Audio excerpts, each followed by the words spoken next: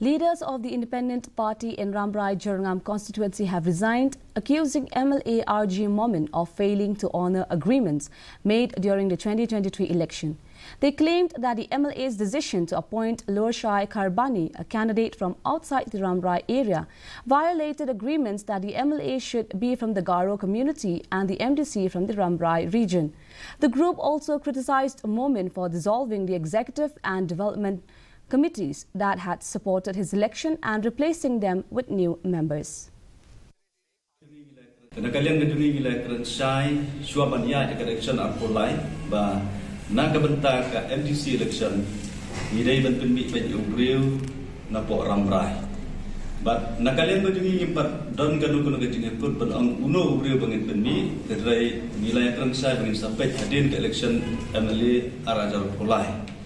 dalam terjadi bagi polis katakan, misal syong yang keisi ban berkat kepada kandidat MDC.